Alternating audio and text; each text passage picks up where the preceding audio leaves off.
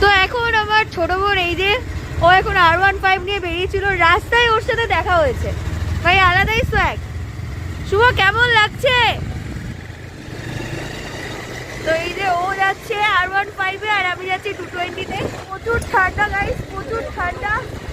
তার মধ্যে থেকে তো ফাইনালি বোনকে এভাবে রোডে দেখে আমার সত্যি বলতে অনেক ভালো লাগছিল যে না চলো, বোন একা একাই বাইক নিয়ে বেরোতে শিখে গেছে। চলো চলো। এই দেখো কি সুন্দর লাগছে না? এখানে রাখা যাবে, রেখে দিয়ে যা আমার কাছে। আর একটু আয়।